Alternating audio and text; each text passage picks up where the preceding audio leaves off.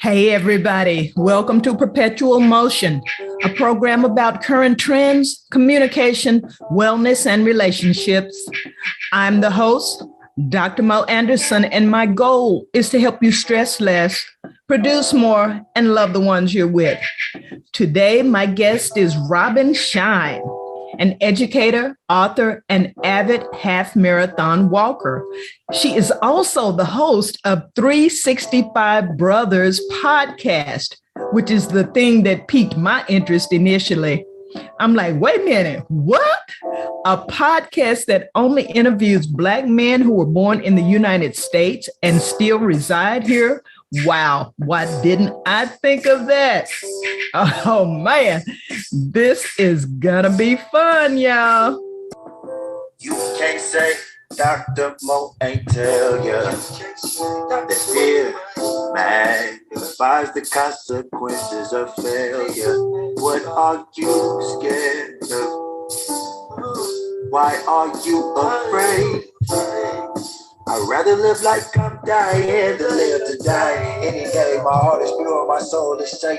Enlighten our sisters and brothers, how will you woke us still undercovers? You gotta get out of the... Okay, Rahbin Shyne, welcome to the show. Thank you for having me. It is a privilege to be here and have a conversation with you, Dr. Mo. Absolutely. Likewise. As I mentioned in the intro, your 365 Brothers podcast is what brought you to my attention initially. But then I went to your website and your tagline, listening is my superpower. Just, oh man, that just got me in the gut. I was like, really? I think about all the times people have asked, what would your superpower be if you had a superpower? Girl, I've been invisible. I've been flying, everything but listening. So I said, I must learn more. And I immediately sent you an invite to be my guest. You know, every superhero has a great backstory. What's the story behind your superpower? Girl, it is social anxiety. Social anxiety. All up in public with a podcast, but you know, I would be in my head, and in short, I just lived a lot of my adult life trying to make sure people didn't realize how uncomfortable I was. And the reason I was so uncomfortable was because I was just so afraid of being judged, because you know, you got to do it right. Now I could go back a whole nother level and say, I was raised, you know, I'm African-American. I was raised with a mom and a grandmother. My mom, you know, I lived with my mom my whole time, but because my grandmother didn't work, I got to spend a lot of time with her. Mm-hmm. And they both were very much like, you know, you don't share your business. There's a public face. And right. Also growing up in the 60s and 70s, you know, we were still, you know, trying to make sure we didn't draw any attention to ourselves when we went shopping in the white stores. So bottom line is I learned to mask and hide. And that's real. Yeah. And unfortunately, it took a weird turn as an adult. That stayed in my head. And it wasn't just something to do with things that were, you know, truly, I guess, I don't even know if there's such a thing as truly private, but you know, there stopped being a boundary between private and public. And I started to filter everything to the point that I didn't like to be in social situations.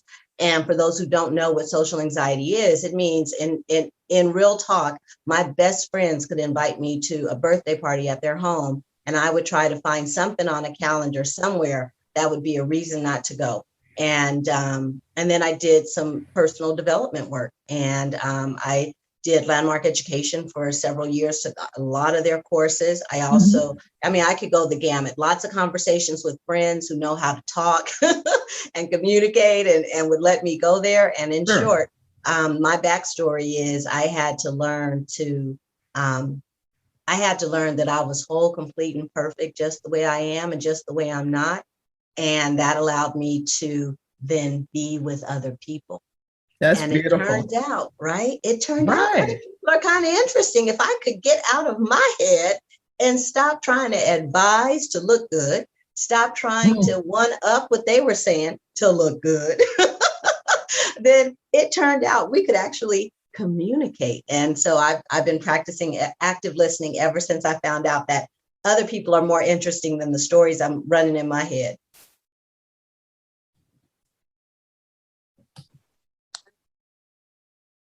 Everything you said there just really resonated with me, Robin.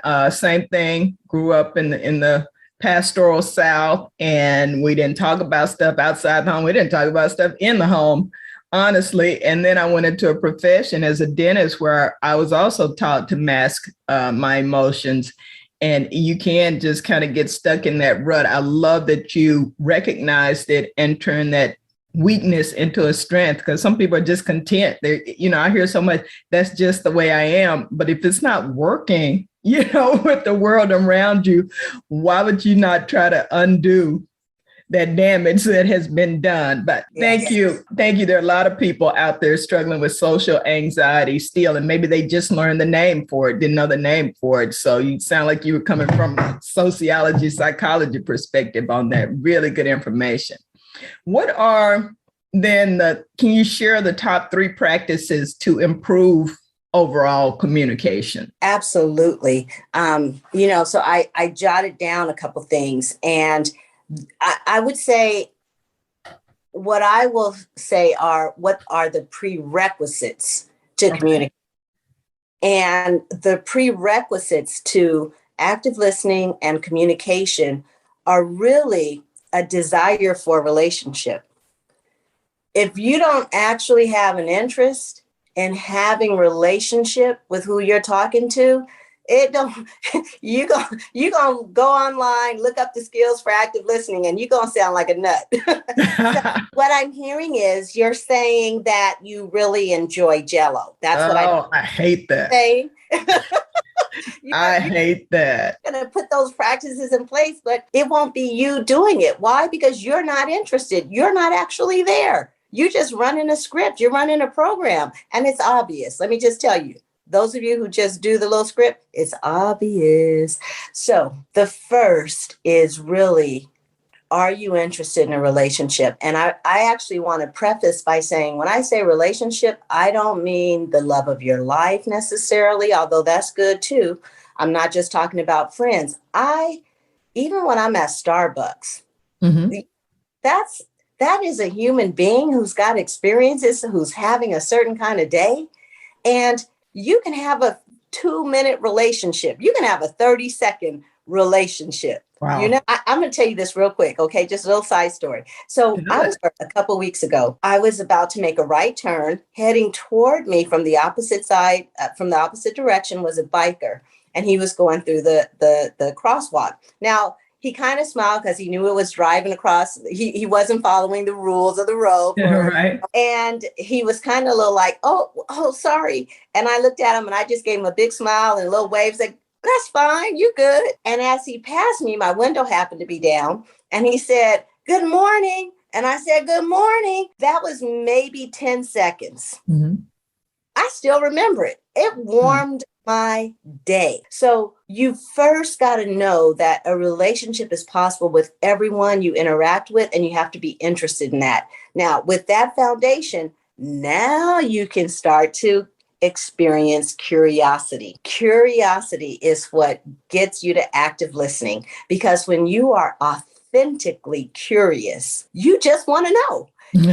And let me tell you something, all those things that you'll read about when you read about active listening, they will come naturally when you're authentically curious. You won't be judging because you're curious, and you won't be trying to give advice because you're not in advice mode. You're actually trying to understand what made you ride your bike that way today.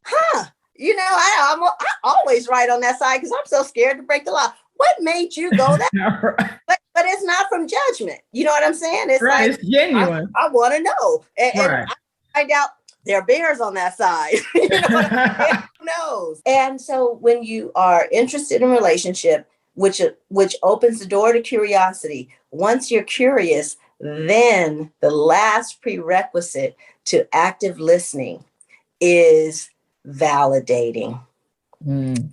Now, validating does not have to mean what you will see in active listening scripts. It can mean summarizing, but sometimes you don't actually need to restate the whole thing. Sometimes just they got it. Right.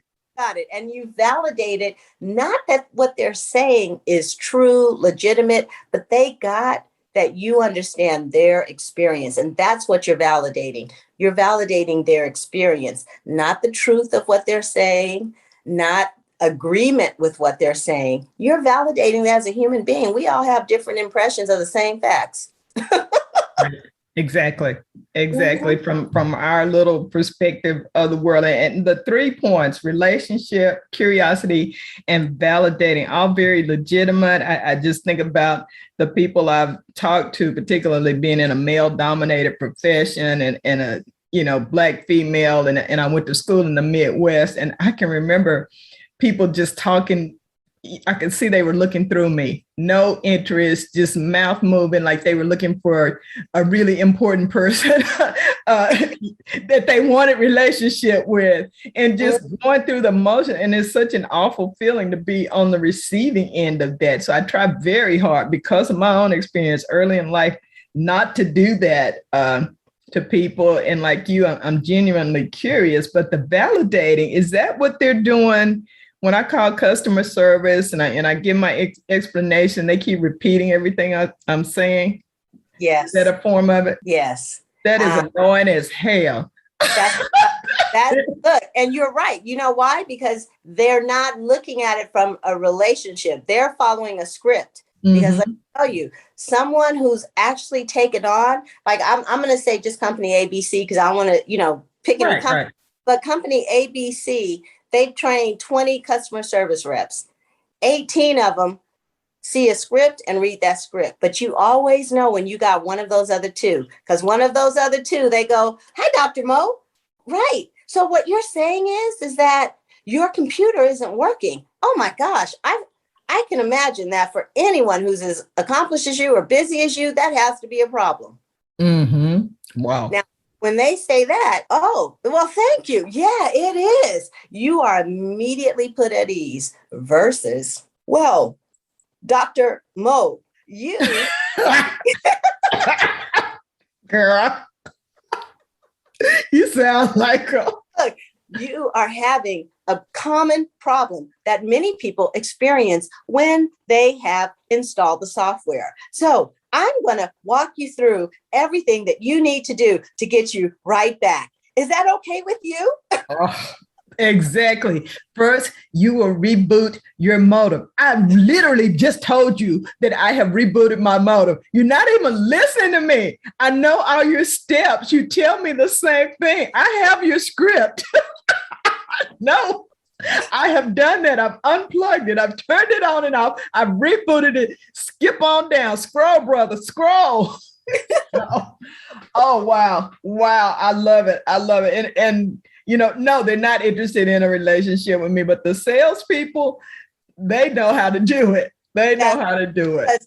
They know that their business is built on relationship. Their check, especially if they're on commission, their check is based on you having the experience of being in a relationship, either with them or with their company. That's why. Exactly. You are shedding light on some darkness in my life. Thank you so much.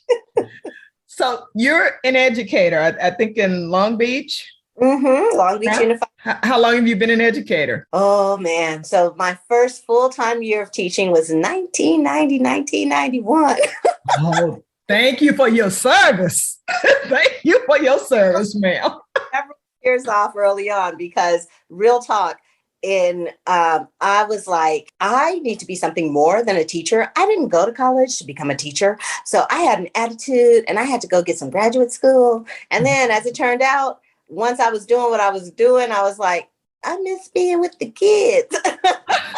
So I had a detour, but God didn't let me stay on that detour long and literally pumped me back into education. But that's another story for another day. Wow. I am so glad. We need people like you in education. I say all the time, my parents were educators. My daughter-in-law is an educator. Mad respect. That's a ministry when you do it right and for the right reason. And you guys are impacting our future leaders. So yeah, really, I'm glad you are there and actively listening. Thank you so much. So does your profession as an educator, however you engage with parents and colleagues and the problems that must come your way, particularly with the environment that we've been in the past few years. Does that challenge or help your commitment to active listening? Oh my gosh, it's so funny that you asked that because real talk, I'm much better with kids. I'm more understanding with young people than I am with the. So I don't know if the teachers even know I'm all about compassion. That's why I asked. But with adults, I seem to have a little bit of a shortness. Mm. So and when I am not short, relationships can blossom. With the kids, it's a lot easier because my commitment with the kids, like I go to work in order to make a difference, right? So, Right. But in the background, it's like, y'all grown, y'all supposed to know. But let me tell you something, that don't really work in life. But back to the kids, as an educator, active listening literally transformed my classroom. I honestly tell you, when I simultaneous to having my social anxiety, if you can imagine, I was also a control freak, because one of the things that happens if you have anxiety and you're trying to manage in the world, you're trying to manage not just for the anxiety, but for everything. Mm-hmm. And so my classroom was like, you need to do this at this time, and then we're going to do this, and then this, and then this. There was no listening.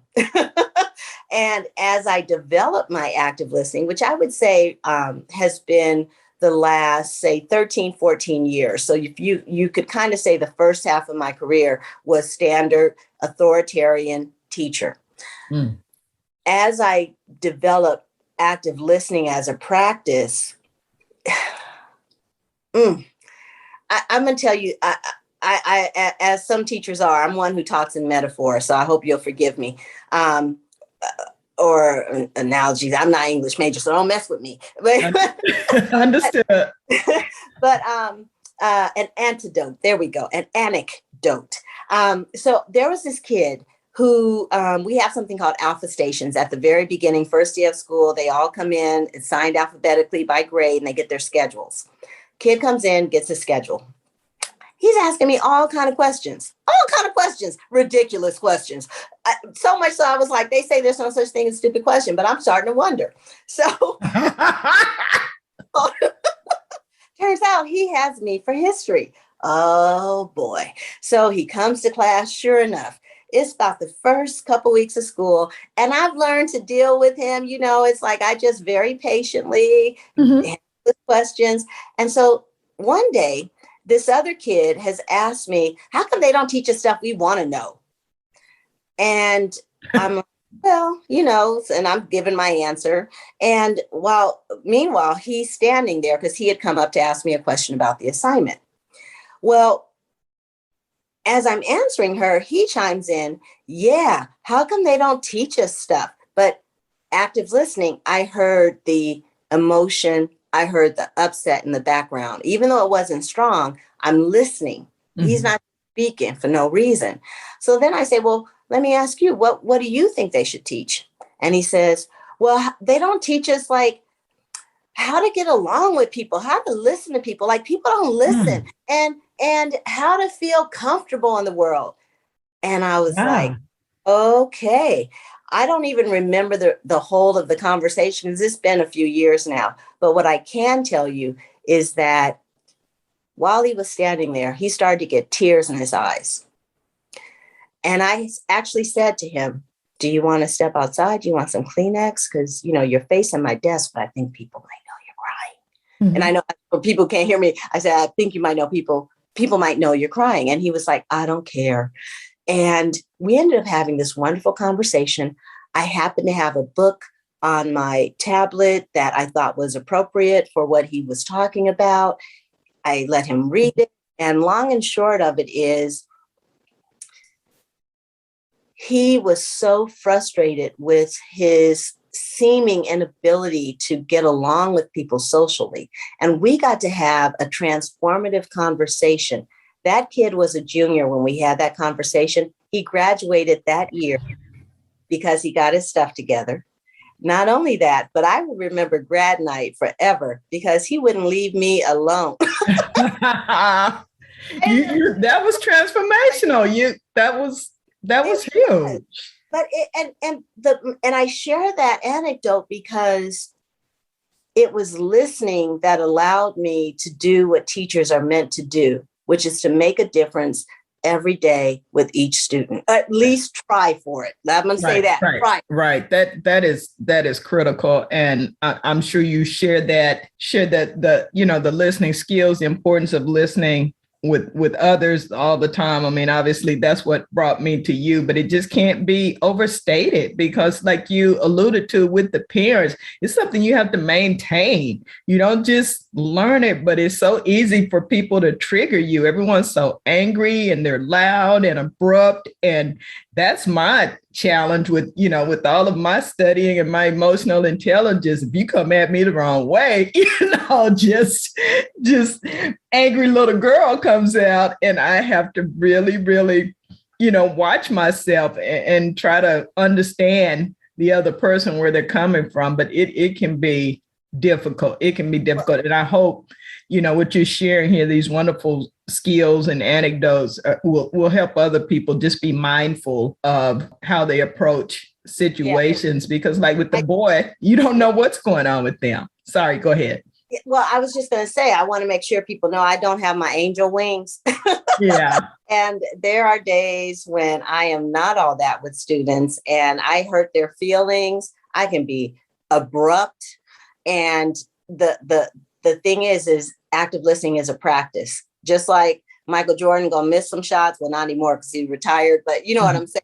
Right. I don't always get it done, but I can say that when I miss the shot, I'm okay with going back to the kid or the adult and saying, you know what? I wasn't even listening. I am so sorry. So if you were LeBron, then that would be you get the offensive rebound and you still make the bucket. That's it. We don't quit.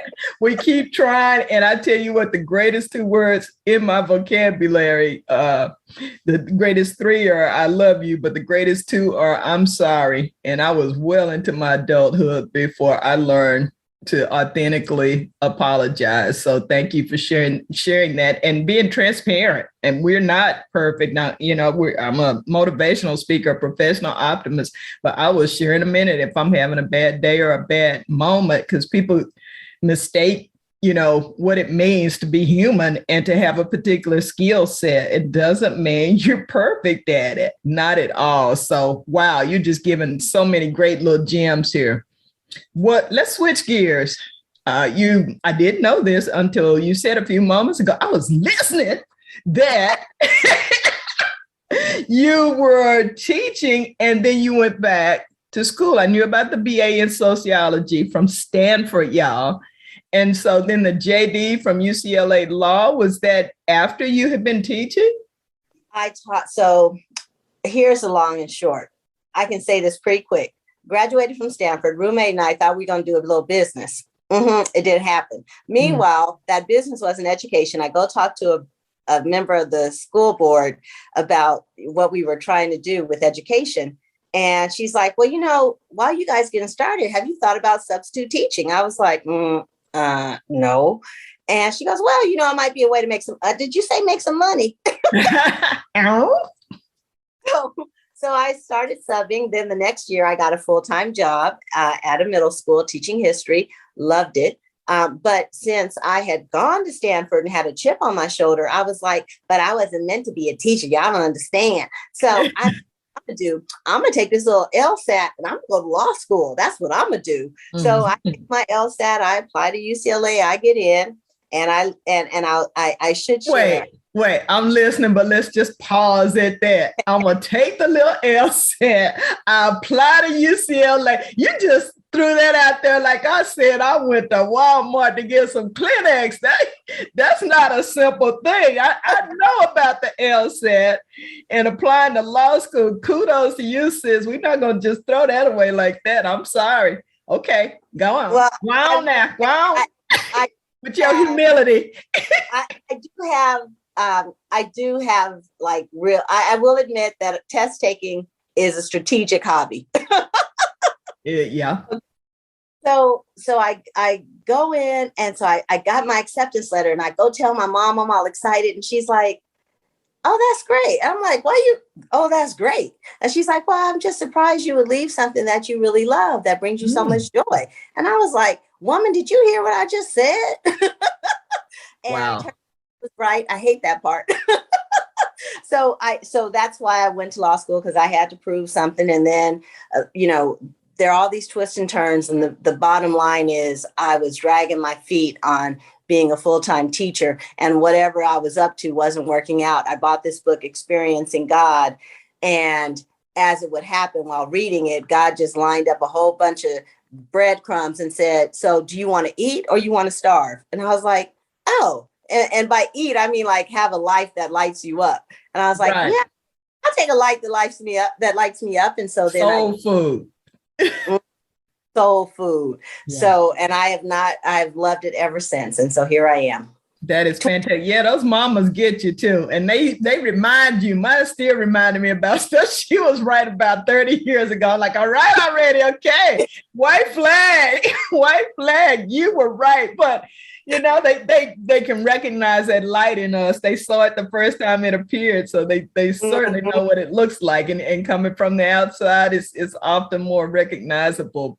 And kudos to you for being willing to, make that change and go back. Some people get so caught up in trying to make $1 that they never think about trying to make a difference. And if you put, I think those need to be in that order, trying to make a difference instead of trying to make $1.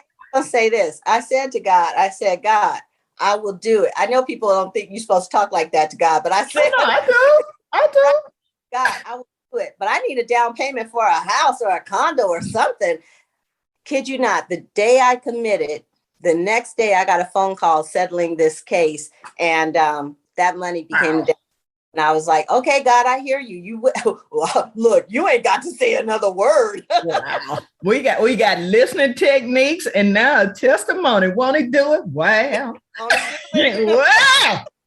Love it. I am a woman of faith as well, and I believe that our steps are ordered, and he's got us. So good for you. Good for you. So with that background, education, law, you've done so many amazing things. I really would expect you to be writing books still about education, government, politics, something insanely boring. There are interesting books in those areas, but it's not my genre. But I was very surprised when I saw the titles of your books, and the one that really caught my attention was Adventures in Compassion. Tell me about the title, about the book. So I knew I didn't want to have kids, and long story short is in my early 40s, I was kind of irritated by people would be like, "So really, you're not going to have kids? You don't want to have kids? You're not going to have kids?" And to be fair, I was irritated. And also I read this story in the LA Times, I won't forget, about this woman in India who wanted to not have any more kids, but there was this pressure on her. It was one of those, multi-series, articles. And I thought, why is child free so looked down upon? And so I started this nonprofit called Earth Mothers, which is now defunct. But it was through that I was like, well, what difference can we make as child free? It's like, I want to promote something. I want to promote the ways we contribute. And it ended up having me do some research, and I stumbled upon the power of different acts of compassion.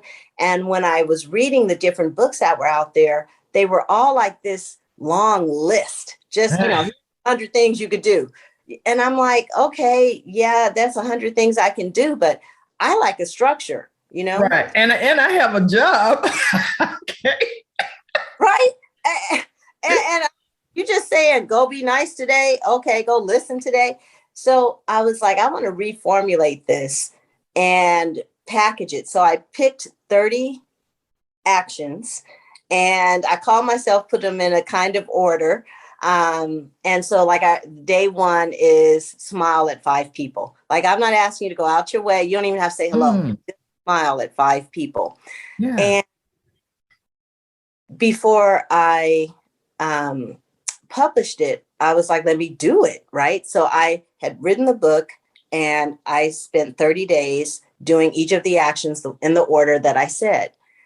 And I was like, it's kind of funny because only talking to you right now after all these years, do I realize that God wrote that book? You know what I mean? Like that God was with me, because when I did them, I was like, dang, this is cool. Like it was like my whole sense of self altered in those 30 days. I felt more connected to everybody. And I felt, I mean, it's kind of cliche to say, but I felt more alive. Like I felt more empowered because I was pushing past boundaries. You know, some of the actions are like compliment a stranger. They're little things, but when you actually do them, it really transforms you. And so that birthed the title Adventures in Compassion, because it really, after I did, I was like, that's kind of an adventure. And thus the title Adventures in Compassion. That's a wonderful title. And as we talk about adventures and journeys, I'm kind of seeing your journey, the path that you've taken from someone with social anxiety to helping others, with their emotional intelligence and their interaction with others, and specifically how you can do that. You're right, just the generic stuff out there, because what's nice to one person is not nice to another person, or even within cultures, it can be just right hand, left hand. So to be specific and not leave any ambiguity about that. I love that. I'm gonna can you get it on Amazon? Is it still in print available? Yeah. Yeah. You can get yourself a print copy or an ebook. Rahbin Shyne, y'all. Rahban Shyne. Shyne. Love that. Is that a family name? The first name? That's such an interesting spelling. Oh, honey, it's funny. So that title, Adventures in Compassion. So you're good. You are an active listener. Let me tell you. So before it was called Adventures in Compassion, it was called Make Love Every Day, because oh, and you changed. And here's why. So it was Make Love Every Day, and I was like, "Oh, you're a high school teacher. You can't go make love every day." So I was like, "I need a pen name." So I literally created the name Rahbin Shyne, and then between the getting it ready and publishing, I ended up not needing. I ended up changing it to Adventures in Compassion, but I still love that pen name. And so I went to the courthouse and changed that legal, baby. Wonderful. It's a beautiful name. And in all my research, I put a lot of research into all my guests. I did not see that anywhere. So I am glad I was prompted to ask that question. Thank you for sharing. Absolutely. So I began the show in the intro saying that the first thing that pulled me to you was Brothers, as in 365 Brothers podcast. I was like, oh my goodness, I just been out here in these streets trying to figure out how to meet brothers. She got a whole podcast, and brothers are coming to her trying to be on them. Why didn't I think of that? But seriously, it is a wonderful, wonderful concept, a great podcast. And it's not new, y'all. If you like to binge, she's got tons of great episodes up on every major platform. But of all the things, why 365? Why 365 Brothers? Well, so I got a thing with numbers. That's the bottom line. So before I did the podcast, so I'm right in the middle of doing 100 half marathons. So what happens is I trained for a half marathon and I did it. And I was like, oh my God, this is really cool. Oh my God, this feels great. It's the perfect challenge. I'm going to do 100. Okay. Because that's how I am. the same woman who said, I'm just going to apply to UCLA and do this little LSAT thing. So I think you get a sense of how I work in the world. I do. I want to do 100. And I just happened to be about 10 years from retiring. And I was like, yeah, I'm going to call it Walk to Retirement. So I just did my 51st. I got my 52nd coming up next weekend. Congratulations. Thank you. And then I did one day 365 poems. So me and a friend, we each did a poem a day. Some of them were pretty good. A lot of them ain't that good. But I posted them come rain or shine, no matter how good or how bad. And I guess I have a practice of discipline, and numbers help me do that. They help me practice integrity. So I did the 365 poems, and later I felt like a missing when that ended. So then I took on 365 doodles. You can find them at All Things Shine, SHYNE on Instagram. You can see most of them. But then in the middle of life, while I was doing the 365 doodles, there was Ahmaud Arbery's information about his death. And then there was a gentleman, Mr. Cooper, and I apologize for not remembering his first name, but Mr. Cooper, who was in Central Park, he was bird watching, and a woman basically weaponized her whiteness, if you haven't heard that phrase. Basically, when he asked her to, go someplace else because her dog was someplace where it should not have been to respect bird watchers. And he asked her kindly to move along. And she decided to call the police and said, I'm going to tell them there's a black man, da, da, da. And then as if all of that wasn't enough in the, zeitgeist, then next thing was George Floyd's murder. And I had said I wasn't going to watch that video. But when I saw Minneapolis and a police station on fire, because I was here in LA during the 92 riots, I lived those riots. Yeah. So when I saw they burned a police station, I was like, okay, you can't not watch it.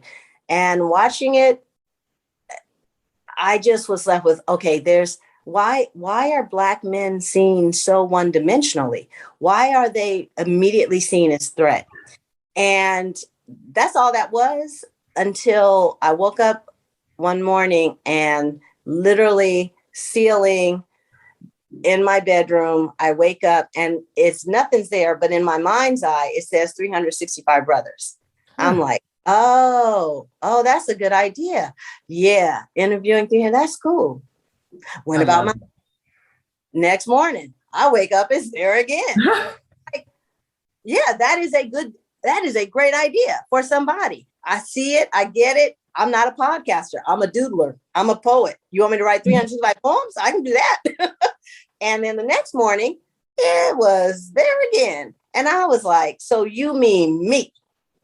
And I went to the store. I bought to Barnes & Noble, and I bought Podcasters for Dummies. And that's it.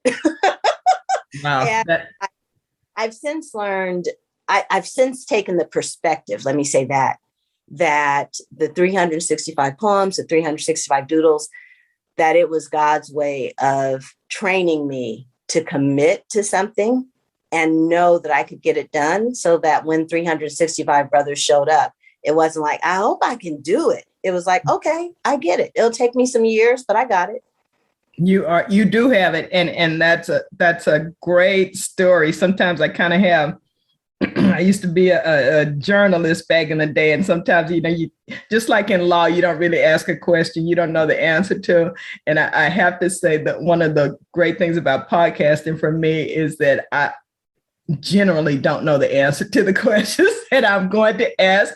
And it is so delightful to me, having been a know-it-all for much of my life, that I am able to learn as an intellectual tourist. And I'm glad you shared that, because that has happened with me, where a thought or a character or a title just keeps coming back to me, even though I'm not grasping it. I'm trying to get away from it.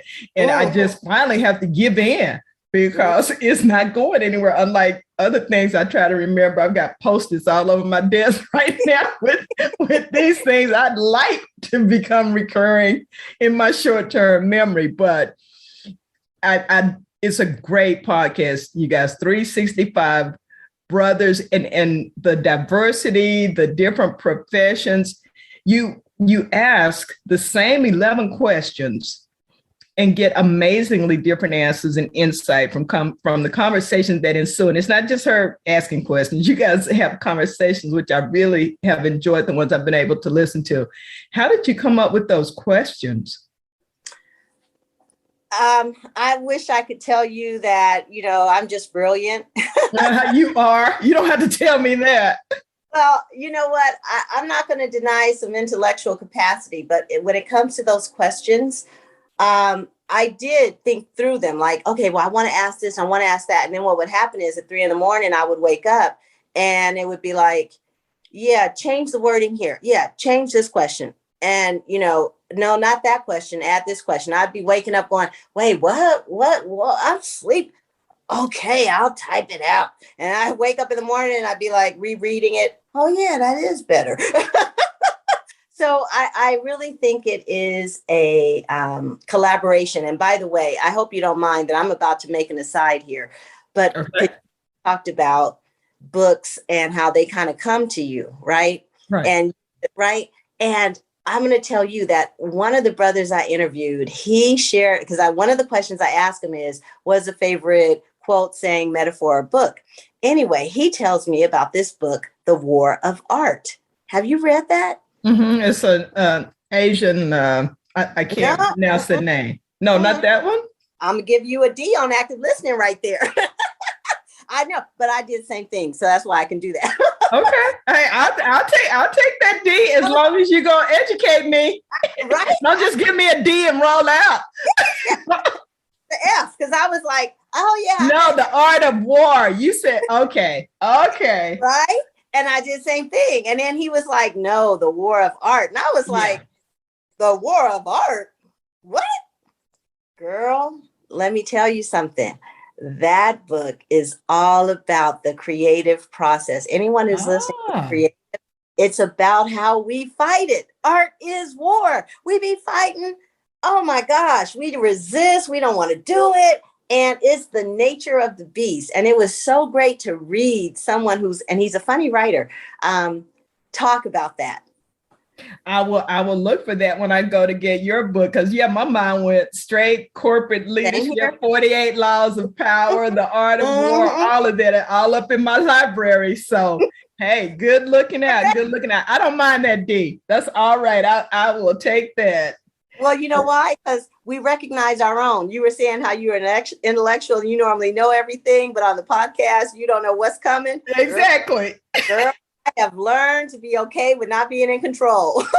Absolutely. It's actually a kind of good feeling. It's kind of good to surrender. Well, they are great questions, and we won't say all of them because I do want you guys to check out her wonderful podcast and her website. She's going to give you all her information to connect and follow and like and share. But I have one more question for you. Your signature question for the brothers is, if the United States was a woman, what would you say to her? I now pose that question to you, Rahbin. If the United States was a woman, I would say to her, girl, come have a seat. We need to talk. You have like amazing potential. First of all, everybody turned their head to look at you all the time. Everybody loves you. But here's the thing, girl, you don't love yourself. And never have a great relationship until you love yourself. And you got to love your liver. You got to love your stomach. You got to love that little tummy that stick out a little bit. You got to love them breasts. They're a little bit sagging, just a little bit. You got to love all of you. And, just saying, as a nation, you got to love your yellow, your white, your brown, your black. You got to love your young, your old, your rich, your poor. You got to love all of you, because the moment you stop loving any part of you, you ain't worthy of the love that you deserve. Wow. Mic drop. I have nothing to add to that. Beautifully stated, very eloquent and profound. Tell everyone how to contact you, how to connect with you again, please. Absolutely. So 365brothers.com, you'll find links to everything you need. If you are a brother listening and you would like to be a guest, I'm always looking for guests. You'll find current episodes, anything you need, 365brothers.com. Super simple. To follow me on Instagram, I'm at 365brothers. And on Facebook, it's 365 Brothers, the podcast. But you can find links to all that if you just go to 365brothers.com and, come listen to a brother. They are fascinating. They are amazing. Indeed, indeed. And so are you. Thank you so much. Thank you. You're the first podcast host that I've had as a podcast. The second, my son, you're the first female podcast host that I've had as a podcast guest. And I was a little intimidated by that thought, but it's been a wonderful, wonderful experience. I've learned so much, and hopefully we can get you back sometimes. Thank you so much for sharing, Rahbin. Thank you for doing what you do. And thank you for the books you write, because you are out there helping us all grow and be healthier, better, more powerful. Thank you, Dr. Mo. Thank you for tuning in to Perpetual Motion with Dr. Mo Anderson. I hope you enjoyed this episode. Please like, comment, and subscribe to the podcast, my YouTube channel. And hey, visit my website at drmoanderson.com for more about my books and workshops, or to schedule me as a speaker for your next event. Until then, renew, review, and renew. Thank you. Life is limited, so think while you're living.